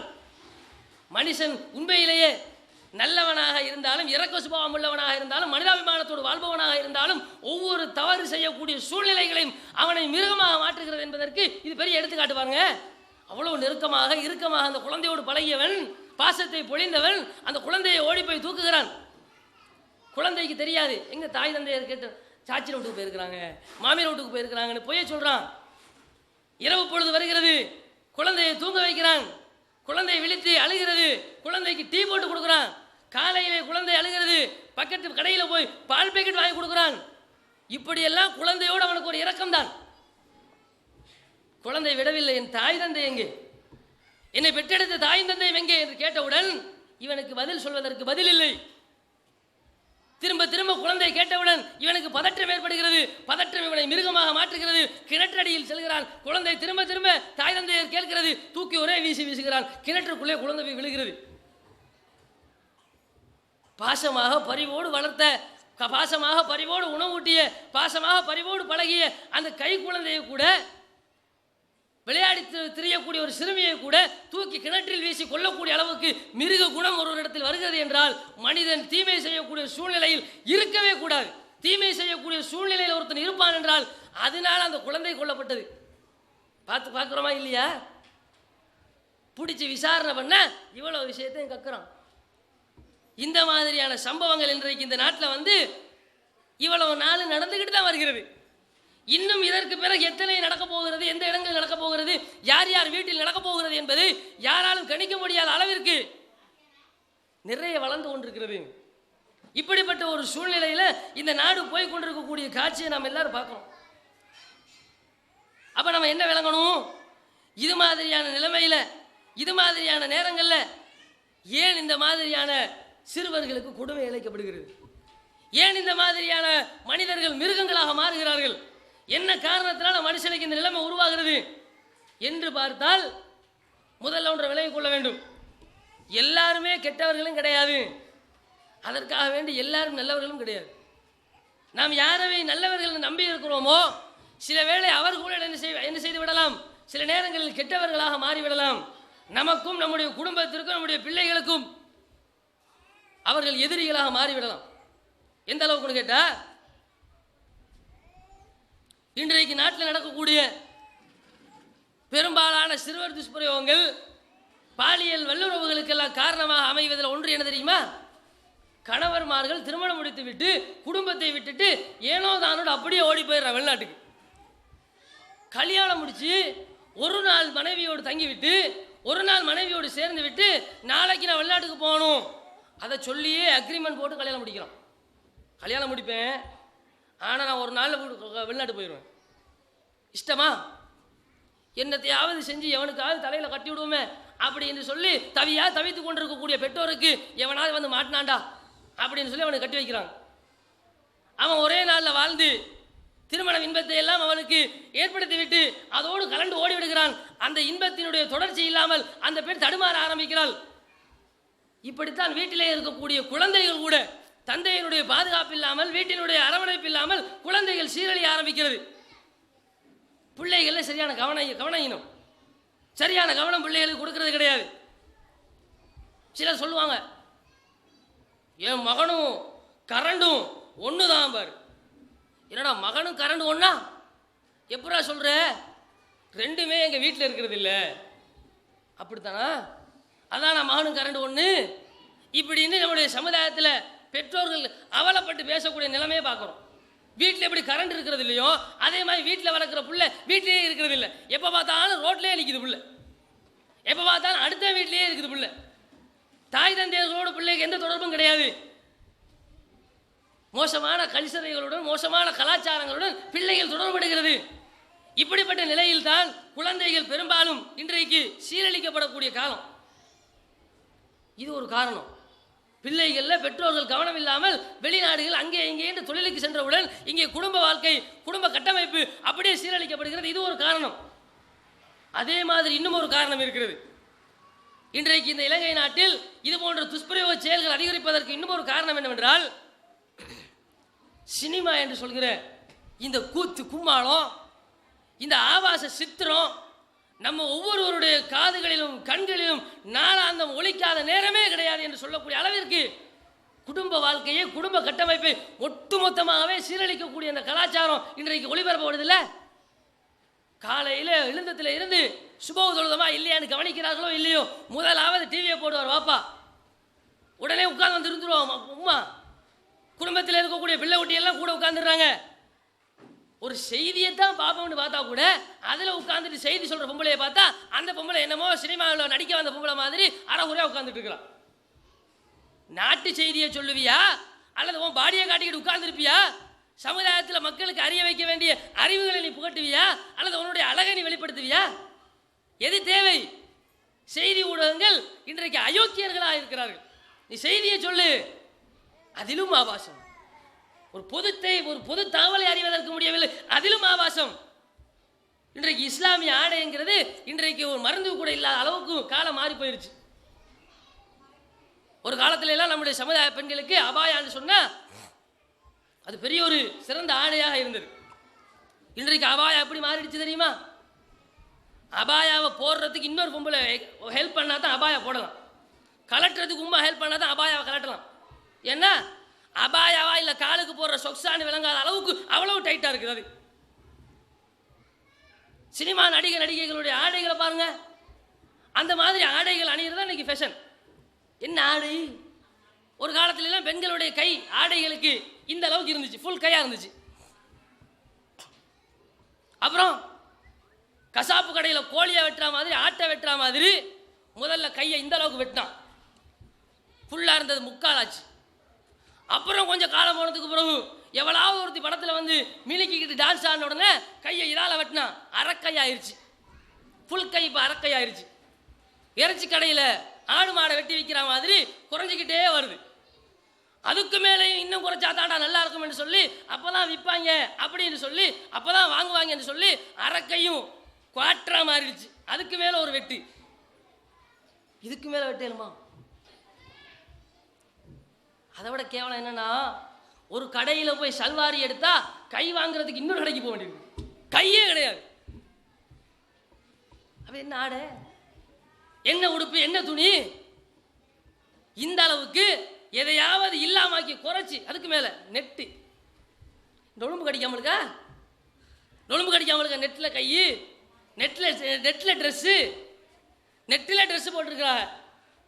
ரசூலுல்லாஹ் சொன்னாங்கல்ல, பெண்கள் ஒரு கூட்டமும் இருக்கிறது, அவர்களுக்கும் நரகத்திற்கும் சொர்க்கத்திற்கும் பல பல மிக பெரும் தூரம் வாடை வீசிக்கொண்டிருக்கும். சொர்க்கத்தின் வாடையை கூட அவர்கள் அனுபவிக்க மாட்டார்கள், அவ்வளவு தொலைவில் சொர்க்கத்தின் வாடை வீசும். காசியாத்துன் ஆரியாத்துன் மாயிலாத்துன் முமீலாத்துன் அப்படின்னாங்க. அவர்கள் ஆடை அணிந்தும் நிர்வாணிகளாக இருப்பார்கள். ஆடை அணிஞ்சிருப்பா, நமக்கே டவுட்டாக இருக்கும், ஆடை போட்டு தான் இருக்கிறாவா இல்லை போடாமல் தான் இருக்கிறாவா, இதுக்கும் ஒருக்கா செக் பண்ணி பார்த்துக்குவோமா என்று கேட்குற அளவுக்கு தான் ஆடை போட்டிருக்கிறாளான்னு சொல்லி ஆய்வு பண்ணி கண்டுபிடிக்க வேண்டிய அளவுக்கு இருக்கிற ஆடை. மேலுக்கு ஒரு மேலாடையும் கீழுக்கு ஒரு கீழாடையும் இருந்தால் அது என்ன சைஸில் இருந்தாலும் பிரச்சனை இல்லை, ஆடை போட்டிருக்கிறோம்ல என்கிற அளவுக்கு இன்னைக்கு ஆடை அப்படியே 2 துண்டில் கொண்டு வந்துட்டான். அவ்வளவுக்கு குறைக்க முடியுமோ, எவ்வளவுக்கு குறைக்க முடியுமோ அந்த அளவுக்கு குறைச்சிட்டான். கேவலம் பள்ளிக்கூடங்கள் நாகரிகத்தை, ஒழுக்கத்தை, விழுமியங்களை கற்பிக்கக்கூடிய பாடசாலை பள்ளிக்கூடங்களில் படித்து கொடுக்கக்கூடிய ஆசிரியை பார்த்து ஒரு மாணவன் படிக்க முடியுமா? அந்த ஆசிரியை பாடம் நடத்தினான்னு சொன்னா இவன் அவையுடைய பாடத்தை கவனிக்கிறானோ இல்லையோ, அவளை நல்லா கவனிச்சுக்கிறான். இன்னைக்கு என்ன கலர்ல ஸ்கேட் போட்டு வந்திருந்தா, என்ன கலர்ல அது போட்டு வந்திருந்தா, இது போட்டு வந்திருந்தான்னு சொல்லி ஆசிரியைக்கு மார்க்க போற விட்டு அந்த மாணவன் இப்படி கெட்டு குட்டிச்சோரா போயிருக்கிறது. ஒழுக்கத்தை கற்பிக்க விட்டார். ஸ்கூல்ல வாங்க, ஆம்பளை வரைக்க வேண்டிய பகுதிகள் ரொம்ப குறைவு அவனுக்கு. அந்த ஆம்பளைக்கு படிக்கக்கூடிய மாணவனுக்கு ஃபுல்லா ட்ரவுசர், ஃபுல்கால் சட்டை, முழுக்கால் சட்டை, முழுக்கை சேர்த்து, என்னது ஃபுல் ஸ்லீவான செய், ஃபுல் கை சேர்த்து போடு. சரி, நல்லா தான், மாஷா அல்லாஹ், நல்லா படிக்கணும். சரி, பொம்பளைக்கு எந்த அளவுக்கு கொடுத்துருவான்னு பார்த்தா கை வேற குவார்டர்ல இருக்குது, தலையை மூடுறதுக்கு ஒண்ணுமே கிடையாது, முழங்காலுக்கு மேல முழங்காலுக்கு கீழே உள்ளதெல்லாம் தெரிகிற அளவுக்கு, முழங்கால் வரைக்கும் தெரிகிற அளவுக்கு குட்டையான ஒரு கவுன். இதான் ஒழுக்கமா? இதான் பண்பாடா? இந்த பெரும்பான்மையில இன்றைக்கு இப்படிப்பட்ட கலிசரை தனங்கள் மலிந்து காணப்படுகிறது என்றால் இதை மாத்து. முதல்ல படிக்கக்கூடிய பள்ளிக்கூடத்திலேயே இப்படி கீழ்த்தரமான ஆடைய மாணவி கொடுத்துற அவளை கடத்திட்டு போகாம என்ன பண்ணுவான்? கடத்திக்கிட்டு போய் இப்படி துஷ்பிரயோகம் செய்யாம என்ன செய்வான்? ஆடையில் சீரழிவு இருக்கிறது, அதை திருத்துறதுக்கு வக்கில்ல. நாங்கள் எப்படி ஒழிப்போம், ஆர்ப்பாட்டம் பண்ணி என்ன செய்ய? பள்ளிக்கூட மாணவனுக்கு அப்படி ஆடை, மாணவனுக்கு இப்படி ஆடை, தலைகீழா இருக்குது. மாணவனுக்கு ஒரு பெனியனையும் ஒரு ஒரு ஜம்பரையும் கொடுத்துட்டா கூட அவனுக்கு எந்த பிரச்சனையும் இல்லை, உட்கார்ந்து படிச்சுட்டு போயிடுவான். மாணவனுக்கு அவனுக்கு முழுக்கால் சட்டை அணிய வேணுங்கிற தேவையும் இல்லை, அது இயற்கையும் இல்லை. ஆனா என்ன நிலப்பாடு? காவல்துறை எடுத்து பாருங்களேன். ஆம்பளை இன்ஸ்பெக்டர் எப்படி கொடுத்துருக்கிறாரு, பொம்பளை இன்ஸ்பெக்டர் எப்படி கொடுத்துருக்காரு பாத்தீங்களா? ஆம்பளை எப்படி கொடுத்துருக்கிறான், அவன் முழுக்கால் ட்ரவுசர் அணிஞ்சிருக்கிறான். பொம்பளை எப்படி கொடுத்துருக்கிறா?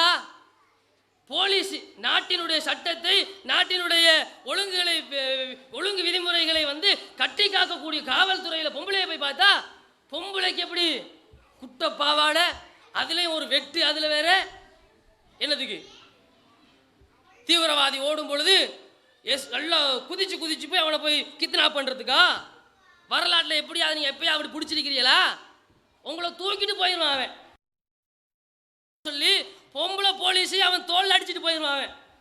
நீ அடிச்சிருக்கிற உடுப்பையும் உன்னுடைய கட்ட கவுனையும் பார்த்தான்னா அந்த அளவுக்கு பெண்களுடைய போலீஸுடைய உடுப்பு இருக்கிறத பார்க்குறோம். சொல்லவே தேவையில்ல. கலாச்சாரத்தை இந்த உலகத்திற்கு போதிக்கிறோம், நாகரிகத்தை நாங்கள் உருவாக்குகிறோம்.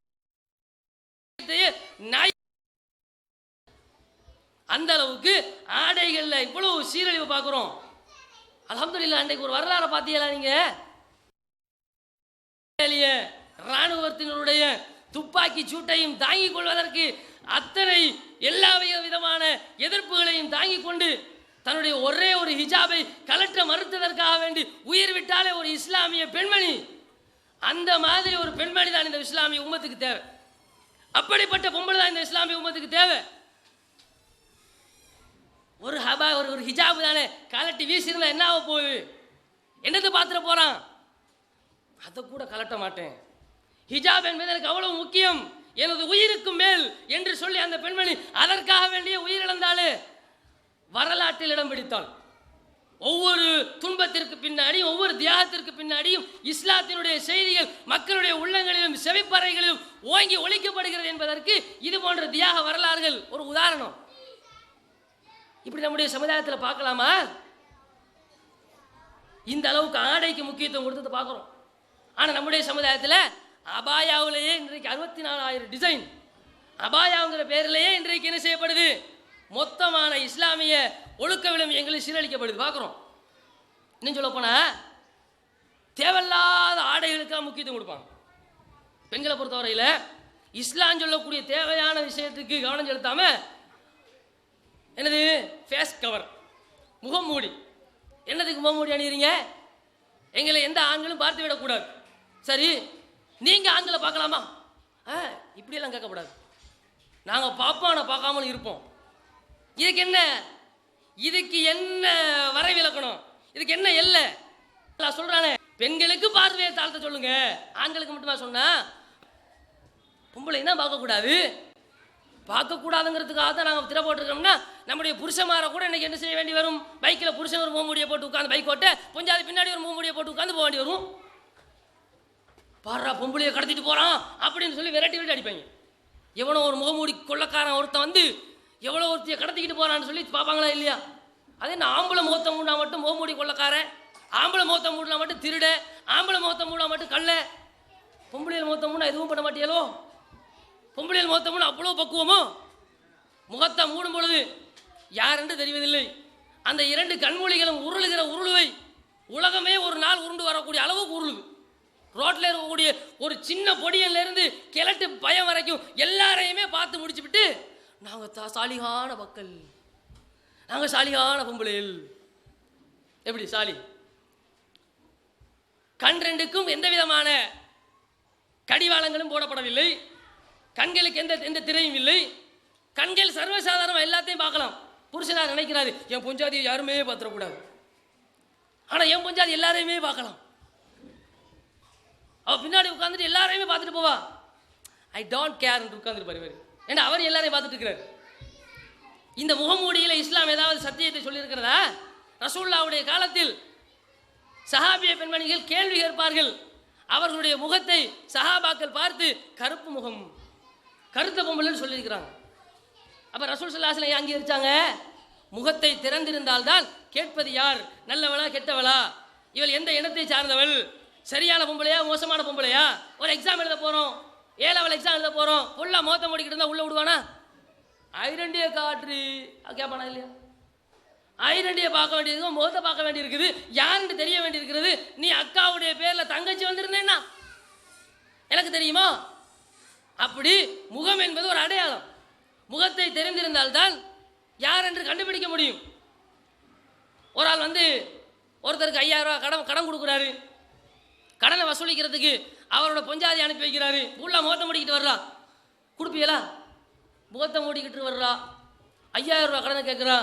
யாருன்னு தெரியாமல் கொடுக்கலாமா? அவள் எவ்வளவு சட்ட பிரச்சனைகள், சட்ட சிக்கல்கள், விசாரணையின் பொழுது, வழக்குகளின் பொழுது, போலீஸ் ஸ்டேஷன்களின் பொழுது முகத்தை திறந்தாக வேண்டும் என்ற நிர்பந்தம் இருக்கிற பொழுது முகத்தை மூடக்கூடிய ஆடைக்கு தான் இன்றைக்கு முழு முக்கியத்துவம். ஆனால் ஃபுல்லாக முகத்தை மூடி இருக்கிறாங்க. உடுப்பு எல்லாம் அபாயா எல்லாம் அப்படியே ஃபிட்டாக இருக்குது. முகம் மட்டும் மூடி இருக்குது, அபாயா ஃபுல்லாக ஃபிட்டாக இருக்குது, டைட்டாக இருக்குது. தேவையான ஒன்றை விட்டு விட்டு தேவையில்லாததுக்கு தான் முக்கியத்துவம் கொடுக்குறோம்.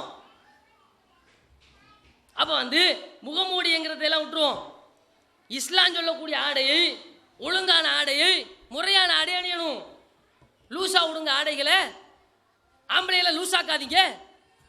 நீங்கள் வந்து எவ்வளோ டைட்டாக போடுறீங்களோ அந்த அளவுக்கு லூஸாக அலைஞ்சிக்கிட்டு இருக்கிறோம். இதுதான் இன்றைக்கு சமுதாயத்தில் இருக்கக்கூடிய ஒரு நிலைமையாக இருக்கிறத நாம் என்ன செய்கிறோம், பார்க்குறோம். அதுக்கு மேலே நம்ம சொல்கிறதாக இருந்தால், இன்றைக்கு இந்த துஷ்பிரயோக செயல்பாடுகள், பாவ செயல்கள் மலிந்து காணப்படுவதற்கு இன்னும் பல காரணங்களும் இருக்கின்றன. அதில் ஒன்று என்ன தெரியுமா? சினிமாக்களை பின்பற்றுறாங்கல்ல, சினிமாக்களில் வரக்கூடிய அந்த அப்படியே ஆடைகளை பின்பற்றுறது, சினிமா நடிகர்கள் அப்படியே பின்பற்றுறது, அதெல்லாம் பார்க்குறோம். உண்மையிலேயே சினிமா நடிகைகள் நமக்கு முன்மாதிரியா? அவர்களை மாதிரி நம்ம வாழ்ந்தா இந்த உலகத்தில் நம்ம ஜெயம் பெற்றவர்களாக ஆயிரலாமா? அந்த குடும்பத்தினுடைய சந்தோஷம் நிலைக்குமா? சினிமா நடிகைகளுடைய சொந்த வாழ்க்கையில் அவருடைய லட்சணங்களை போய் பார்த்தா காடி துப்புற அளவுக்கு இருக்குது. ஒரு நிருபர் ஒரு சினிமா நடிகைகிட்ட போய் கேட்குறான், மேடம் உங்களுடைய வருங்கால கணவர் எப்படி இருக்க வேண்டும் என்று நினைக்கிறீர்கள்? அதுக்காக சொல்கிறான், என்னுடைய நிகழ்கால கணவரை விட நன்றாக இருக்க வேண்டும் என்று நினைக்கிறேன். இதான் வாழ்க்கை. இப்போ இருக்கிற புருஷனை கலட்டி விட்டுட்டு அடுத்தவங்க தோளில் கையை போடுறது எப்படான்னு காத்துக்கிட்டு இருக்கிறாங்க. இந்த மாதிரி பொம்பளையில் நம்முடைய முன்னுதாரணமாக நம்ம எடுத்தோம்னா நம்முடைய புருஷனார் விளங்கிடுவார். இன்ஷால்லா அதுக்குன்னு தனியான ஒரு தலைப்பு வச்சுருக்கிறாங்க, அதுக்குள்ளே நம்ம போக வேணாம். அதே மாதிரி சினிமா நடிகைகளை இன்றைக்கு எந்த அளவுக்கு பின்பற்றுறாங்க? ஆடைகளை பின்பற்றுறாங்க. சினிமா நடிகைகளை பார்த்து, சினிமா நடிகர்களை பார்த்து தன்னுடைய வாழ்க்கையை சீரமைத்துக் கொள்ளக்கூடிய ஒரு ஆசிரியர் இருந்தாராம். ஒரு ஆசிரியர் மாணவனுக்கு அறிவுரைகள், உதாரணங்கள் சொல்லணுமா இல்லையா? ஆசிரியர் மாணவனுக்கு வழிகாட்டணுமா இல்லையா? ஆசிரியர் உதாரணம் சொல்றாரு, இங்க பாருப்பா, வாழ்க்கையில சின்ன சின்ன விஷயங்களை கூட நீ அற்பமா நினைச்சிடாத. எப்படி சொல்றீங்க சார்? இந்த நமிதாங்கிற நடிகையை பார்த்துருக்கியா? பார்த்துருக்கேன். அவங்க எவ்வளோ சின்ன சின்ன ட்ரெஸ் எல்லாம் அணிகிறாங்க. அதனால தான் இன்றைக்கு அவங்க இவ்வளோ பெரிய உயர்ந்த இடத்துக்கு வர்றதுக்கு காரணம். எப்படி உதாரணம், எப்படி வழிகாட்டல்? கீழ் சாதிகளை எல்லாம் நம்முடைய வழிகாட்டல்களாக, நம்முடைய முன்னோர்களாக, முன்னுதாரணங்களாக எடுக்கும் பொழுது இப்படிப்பட்ட உதாரணங்கள்லாம் வரும் என்று சொல்லி சும்மா நகைச்சுவைக்கு சொல்லலாம் இதுகளை. அப்போ நம்முடைய சமுதாயத்தில் இந்த சினிமா கலாச்சாரத்திலிருந்து எப்பொழுது நம்முடைய சமுதாயம் விடுபடுகிறதோ அப்பொழுது தான் இது போன்ற செயல்பாடுகள், இந்த துஷ்பிரயோக செயல்பாடுகள் சமுதாயத்திலிருந்து இல்லாமல் போகும். இதை நம்ம விளங்கிக் கொள்ளணும். அடுத்ததாக வந்து மதுக்கடைகள். இந்த நாட்டில் அரசாங்கமே சொல்கிறது குடியை கெடுக்கும். சாராயம் காய்ச்சல் அவனை நாங்கள் ஜெயிலில் தூக்கி போடுவோம், அவனை நாங்கள் தண்டிப்போம். குடிச்சிட்டு எவனாவது வண்டி ஓட்டினான்னு சொன்னா அவனை நாங்கள் வந்து தண்டிப்போம் என்று பல வேறுபட்ட சட்டங்கள் எழுதி வச்சுக்கிறான். எதுக்கு? போதை ஒழிப்பான். அவனே இல்லை செய்யறான்னு சொன்னா சட்டத்தை ஏற்படுத்தி வச்சுக்கிட்டு அவனே சாராய கடை தொந்து வச்சுக்கிறான். அரசாங்கமே அதுக்கு லைசன்ஸ் கொடுத்து வச்சுக்கிறான். இப்போ புதிய பொருளாதார அமைச்சு எப்படி சட்டம் கொண்டு இருக்குது? சாராய கடை, டாஸ்மார்க், அதே மாதிரி வந்து இன்னும் வேற சூதாட்ட களியாட்ட கிளப்புகள், இதுக்கெல்லாம் நாங்கள் அதி கூடுதலான உயர்ந்த வரியை விதிக்க போகிறோம். உயர்ந்த வரியை விதிக்கிறதுக்கு, உயர்ந்த வரி விதிச்சா அந்த அந்த தொழிலெல்லாம் நின்றுமா? உயர்ந்த வரி விதிச்சா என்ன? அவன் அதுக்கு மேலே லட்சத்தை தருவான், அதுக்கு மேலே கோடியை தருவான். அவனுக்கு கடையை நடத்தினா சரி, அந்த அளவுக்கு அவனுக்கிட்ட காசு பணம் இருக்குது. சாராய கடை நடத்துறவன் என்ன பிச்சைக்காரனாக இருக்க போறான்? சரி, உயர்ந்த வரியை கட்டி ஒரு சாராய கடையை திறந்துட்டான்னு சொன்னா அதனால சாராயம் குடிக்கிறது சரியாயிருமா? நல்ல லேபல் ஒட்டின கள்ளச்சாராயமாக இல்லாத அரசாங்கம் அங்கீகரித்த ஒரு சாராய கடையில் போய் ஒரு சாராய பாட்டில் வாங்கி ஒருத்தன் குடிச்சான்னு சொன்னா அதனால சாராயம் சரியா? அதனால அந்த சாராயத்தினால இந்த விளைவு ஏற்படாதா? பியருங்கிறான். அது என்ன பியர்? சக்தி குடிக்கிறது பியர். நம்முடைய முஸ்லீம் பொடிய மாதிரி பியர் குடிக்கிறான். பார்க்குறமா இல்லையா? பியர் பாட்டிலோட தெரியலாம். என்னடான்னு கேட்டா அது நாங்கள் சாராயத்தை குடித்தோம், பியரை தானே குடிக்கிறோம். பியரை குடிக்கிறியோ என்னத்தை குடிக்கிறியோ அது போதை தரக்கூடியது.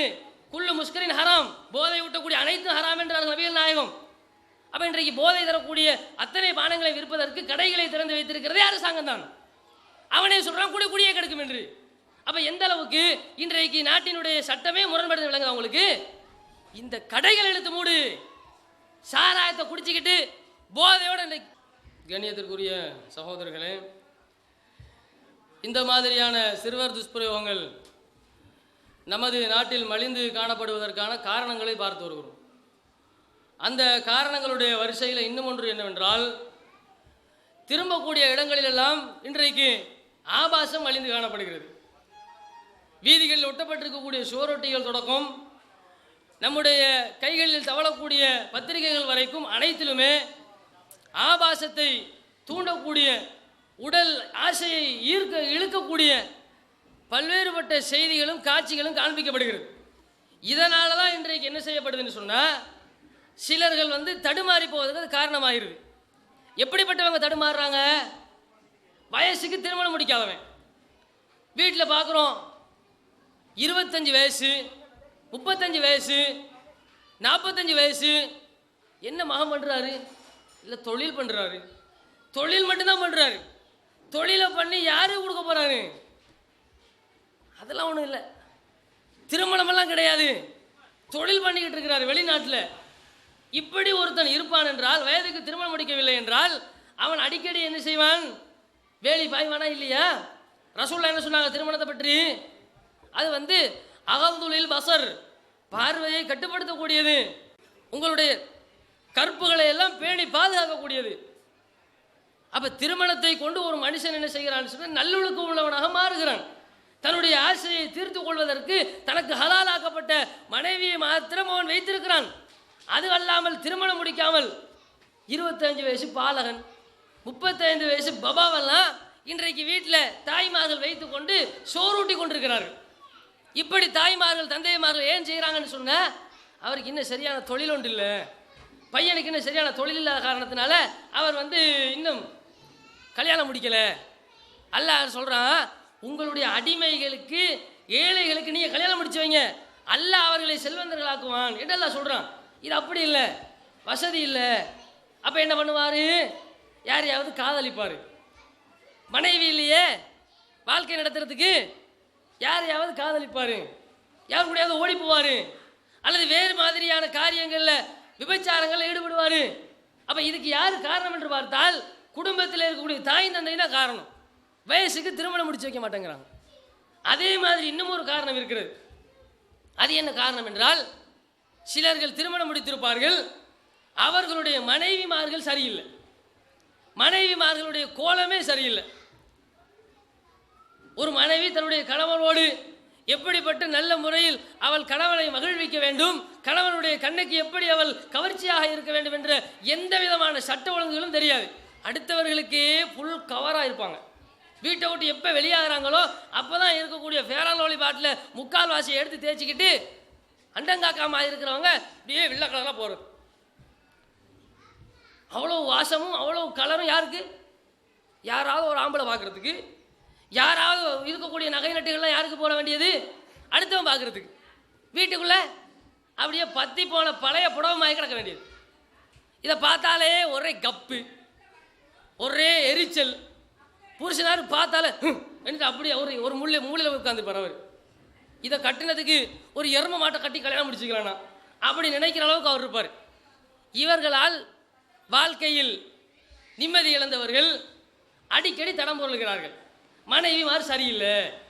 அதே மாதிரி மனைவிமார்கள் கணவர்கள் அழைக்கக்கூடிய நேரத்தில் நீ அடுப்பங்கரையில் இருந்தாலும் போ என்கிற மாதிரி நபிகள் நாயகம் சொல்லியிருக்கிறாங்க. அப்படி இன்றைக்கு இருக்கக்கூடிய மனைவிமார்களை பார்க்க முடியாது. அப்போ கணவர் என்ன பண்ணுவார்? வேற எவனாவது கட்டியிருக்கக்கூடிய மனைவியை தான் பார்ப்பார். ஆண்களை பொறுத்தவரையில் கிளி மாதிரி ஒரு புஞ்சாதி இருந்தாலும் குறவு மாதிரி ஒரு வப்பாட்டி இருக்குன்னு நினைக்கிறான் அவன். அப்படிப்பட்ட ஒரு மனநிலை இருக்க போய் தான் அல்லாஹ்வுடைய மார்க்கத்தில் ஒரு ஆணுக்கு 4 பெண்களை திருமணம் முடிப்பதற்கான அனுமதி வழங்கப்பட்டிருக்கிறது. இப்படியெல்லாம் இருக்கும் பொழுது அதுக்கெல்லாம் எந்த விதமான முக்கியத்துவம் கொடுக்காமல் இன்றைக்கு பெண்கள் வாழ்கிறார்களே, அதனால் சிறுவர் துஷ்பிரயோகம் அதிகரிக்குது. வீட்டில் கணவர் சரியான வாழ்க்கையை வாழ்வதற்கு மனைவி இடம் கொடுப்பதில்லை. அதனால் அடுத்தவனுடைய குழந்தையை அன்றைக்கு சீரழிக்கிறான். மனைவிமார்கள் காரணமாக இல்லையா?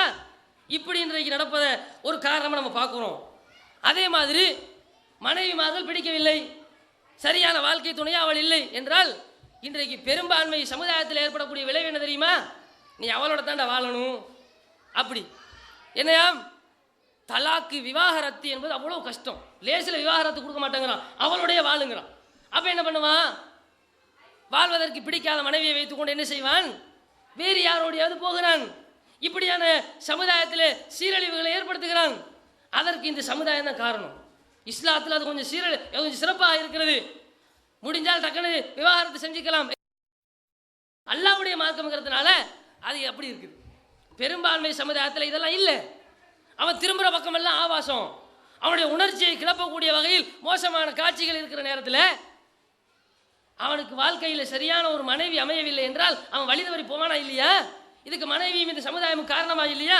அதுதான் அடிப்படை காரணம். இன்னும் சொல்ல போனால் கல்லானாலும் கணவன் புல்லானாலும் புருஷன் என்று சொல்வார்கள் இந்து மதத்தில். கணவனுக்காக வேண்டிய எல்லா வகையிலையும் இருக்கணும் அப்படின்னு சொல்லுவார்கள். அப்படி இருந்தால் உண்மையிலே சந்தோஷம்தான். அதுக்காண்டி மார்க் அவன் காலில் வேலை சொல்லலை. ஆனால் அதே இந்து மதத்தில் என்ன சொல்கிறான்னு சொன்னால், எப்படி ஒருவனுக்கு ஒருத்தி, ஒரு ஆம்பளை எப்படிப்பட்ட ஒரு மோசமான பொம்பளையை முடித்தாலும் அவளோடைய தான் வாழணுமா. அவனுடைய தேவையை அவனுடைய மன ஓர்மையை அவன் செயற்படுத்திக் கொள்வதற்காக வேண்டி இன்னும் ஒரு பெண்ணை அவன் திருமணம் முடிப்பதற்கு அங்கெல்லாம் அனுமதி கிடையாது. ஒருத்தியோடு தான் வாழணும். அப்போ என்ன பண்ணுவான்? லைசன்ஸ் கொடுத்து சட்ட ரீதி அவனுக்கு இன்னும் ஒரு திருமணம் முடிப்பதற்கு வாய்ப்பு இல்லை என்றால் என்ன செய்வான்? அவன் அடிக்கடி வேலி விட்டு வேலி வாய்வதற்கு அவன் ஒரு சில கள்ளத்தனமான ஏற்பாடுகளை செய்து கொள்வான். அதனால் இந்த மாதிரியான சிறுவர் துஷ்பிரயோகங்கள் அரங்கேற்றப்படும். அதுகள்லாம் இன்றைக்கு முக்கியமான காரணங்களாக இன்றைக்கு இருந்துக்கிட்டு வருது. அதுபோக சொல்லப்போனால் சிறுவர் துஷ்பிரயோகங்கள் இன்னும் ஒரு வழியில் அதிகரிக்கிறது. யாருடைய குழந்தைகள் பெற்றோர்கள் இழந்து அனாதைகளாக்கப்பட்டு சமுதாயத்தில் அப்படியே அபலைகளாக வாழ்ந்து கொண்டிருக்கிறார்களோ அந்த குழந்தைகளுக்கு சரியான பாதுகாப்பும் வழிகாட்டலும் இல்லாத காரணத்தினால் அப்படிப்பட்ட குழந்தைகள் இன்றைக்கு துஷ்பிரயோகம் செய்யப்படுகிறது.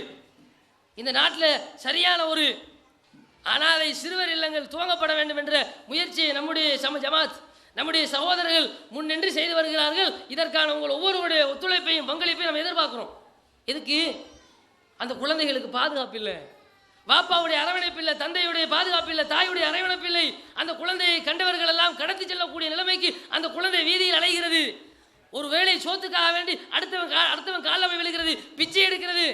அடுத்தவன் வீட்டில் போய் சட்டியை சுரண்டி அங்கே அந்த குழந்தையை ஊதியம் பார்த்து கொண்டிருக்கிறது. படிக்க வேண்டிய வயதில் பேனாவை எடுத்து பேப்பரிலே பாடம் எழுத வேண்டிய வயசிலே அந்த குழந்தை கைகளால் கற்களை சுமந்து கொண்டு கைகளால் பாத்திரங்களை கழுவிக்கொண்டு இப்படி ஏராளமான பணிவிடைகள் செய்யக்கூடிய அளவிற்கு அந்த குழந்தைகள் சீரழிக்கப்படுது. இப்படியான அனாதை சிறுவர்களுக்கு என்ன செய்ய வேண்டும்? பாதுகாப்பு கொடுக்கணும். ரசூலுல்லாஹ்வுடைய காலத்தில் பாருங்க, ஹுதைபியா முடிஞ்சு அடுத்த வருஷம் ரசூல் ஸல்லல்லாஹு அலைஹி வஸல்லம் மக்காவுக்கு வந்தாங்க. ஹஜ் செய்யறதுக்காக வேண்டி ஹஜ் பண்ணிட்டு நபி ஸல்லல்லாஹு அலைஹி வஸல்லம் போறாங்க. போற நேரத்தில் ஹம்சா ரலியல்லாஹு அன்ஹு அவர் கொல்லப்பட்டாங்க யுத்தத்தில், உஹது யுத்தத்தில். அவருடைய ஒரு குழந்தை, பெண் குழந்தை, என்னுடைய சிறிய தந்தையே, என் சிறிய தந்தை என்று கத்தி கொண்டு ரசூலுல்லாஹ்வுடைய அந்த கூட்டத்துக்கு பின்னால் ஓடுகிறது. அப்பொழுது அலி ரலியல்லாஹு அன்ஹு அவர்கள் அந்த குழந்தையை அப்படியே பரிவோடு தூக்குறாங்க. ஃபாத்திமா ரலியல்லாஹு அன்ஹாவை பார்த்து நபி ஸல்லல்லாஹு அலைஹி வஸல்லம் சொல்கிறாங்க, ஏமா பாத்திமா, இந்த குழந்தையை நீ எடுத்துக்க, உன் இடுப்பில் நீ சுமந்து கொள், அனாதை சிறுமி. அந்த நேரத்தில் சஹாபாக்கள் போட்டி போடுறாங்க பாருங்களேன். நம்மெல்லாம் அனாதை என்று சொன்னால் அருவருப்பாக பார்க்குற காலம். எந்த அளவுக்கு அவர்கள் அன்றைக்கு போட்டி போடுகிறார் என்றால், அலி சொல்கிறார், இந்த குழந்தை எனக்குத்தான் உரியவள், இவள் என்னுடைய சிறிய தந்தையின் மகள், நான் தான் இவளை வளர்ப்பேன் அப்படின்னு அலி சொல்கிறாரு. உடனே அந்த இடத்துல இருக்கிறாரு அலியுடைய சகோதரர் ஜவுபர் சொல்கிறார், இல்லை இல்லை, நான் தான் இந்த குழந்தையை இந்த குழந்தையை நான் பாதுகாப்பேன், வளர்ப்பேன். ஏனென்றால் இவள் என்னுடைய சிறிய தந்தையுடைய மகள். அடுத்தது இந்த குழந்தையினுடைய சாட்சியை நான் திருமணம் முடிச்சிருக்கிறேன், இந்த சிறுமியினுடைய சாட்சியை நான் கல்யாணம் முடிச்சுக்கிறேன், அதனால் அந்த குழந்தை எங்கிட்ட தான் இருக்கணும் என்று அவர் ஜவுபர் சொல்கிறார். இன்னும் ஒரு சஹாபி ஸைத் இப்னு ஹாரிஸா அவர் சொல்கிறார், இல்லை இல்லை, இந்த குழந்தை என்னுடைய சகோதரரின் மகள், என் சகோதரருடைய மகளை நான் தான் வைத்துக் கொள்வேன், நான் தான் பாதுகாப்பேன், வளர்ப்பேன் என்று சொல்லி ஸைத் போட்டியிடுகிறார். ரசூலுல்லாஹ் சொன்னாங்க, எல்லாரையும் வச்சு ஆறுதல் படுத்துறாங்க. எப்படி தெரியுமா? அலியே, நீங்கள் என்னில் நின்று உள்ளவர், நான் உங்களில் நின்று உள்ளவன் அல்லவா? திரும்ப சொல்றாங்க, ஸைதுக்கு சொல்றாங்க, நீர் எங்களுடைய சகோதரர், எம்மால் விடுதலை செய்யப்பட்ட ஒரு ஊழியர், அடிமையா இருந்து விடுதலை செய்யப்பட்டாரு, அப்படி ஆறுதல் சொல்றாங்க. ஜவுபருக்கு சொல்றாங்க, ஜவுபரே, நீங்கள் அவரை ஒரு புகழ்ந்து ரசூல் ஸல்லல்லாஹு சொல்லிட்டு சொல்றாங்க, இந்த குழந்தை உங்களுக்கு தான். ஏன் தெரியுமா? ஜவுபர் தான் அந்த பெண் குழந்தையினுடைய சாட்சியை திருமணம் முடிச்சிருக்கிறாரு. சாட்சி என்பது, சின்னம்மா என்பது ஒரு குழந்தையினுடைய தாயினுடைய அந்தஸ்தில் இருப்பவர்கள் அப்படின்னே மார்க்கம் சொல்லுது. ஒரு சாட்சி அவருடைய ஒரு குழந்தைக்கு எப்படிப்பட்டவங்களாம்? தாயாம். அந்த அளவுக்கு அனாதையை எடுத்து வளர்ப்பதில் சட்டம் சொல்லுது மார்க்கம். அந்த அனாதையை பெற்றுக்கொள்வதில் போட்டியிடுகிறார்கள் சஹாபாக்கள். அப்படிப்பட்ட ஒரு முன்னுதாரணத்தை இந்த மார்க்கத்தில் தான் நம்ம பார்க்கலாம். இது புகாரியில் 2699 இலக்கத்தில் இந்த செய்தியை நம்ம பார்க்குறோம். அப்போ இந்த மாதிரியான அனாதைகளை பாதுகாப்பதில், அதே மாதிரி மற்ற விஷயங்கள்ல எல்லாம் இன்றைக்கு பொடுபோக்காக இருக்கிற காரணத்தினால தான் சிறுவர் துஷ்பிரயோகம் இன்னைக்கு அதிகரிக்குது. இன்னும் சொல்ல போனால் இந்த நாட்டில் சரியான தண்டனைகள் வழங்கப்படுதா? எந்த ஊடகங்களை எடுத்து பார்த்தாலும் செய்தியை மட்டும்தான் சொல்கிறான். அதோ அந்த இடத்தில் ஒரு குழந்தை துஷ்பிரயோகம் செய்யப்பட்டு கொல்லப்பட்டிருக்கிறது, இதோ இந்த இடத்தில் ஒரு பெண்மணி கடத்தப்பட்டு துஷ்பிரயோகம் செய்யப்பட்டு கொல்லப்பட்டிருக்கிறாள், இந்த தகவல் மட்டும்தான் வருது. ஆனால் எது வர மாட்டேங்குது? இந்த குற்றம் செய்த குற்றவாளியை கண்டுபிடித்தார்கள், விசாரித்தார்கள், அவனுக்கு தண்டனை நிறைவேற்றினார்கள். இதை பார்க்குறோமா? எந்த தகவல் வந்தாலும் அங்கே ஒரு மௌத்தாம், இங்கே ஒரு கொலையாம், அவ்வளவுதான் வருது. நாட்டினுடைய நிலைமை வழங்குதா? நாளைக்கு நம்ம வீட்டிலேயே இப்படி ஒரு கொலை நடந்தா கூட, நம்ம வீட்டு பையனையே ஒருத்தர் இப்படி கொன்றால் கூட அவனுக்கு என்ன வராது? கொன்றார்கள்ங்கிற செய்தி மட்டும் மின்னல் வேகத்தில் எல்லா ஊடகங்களையும் ஒழிக்கும். ஆனால் என்ன வராது?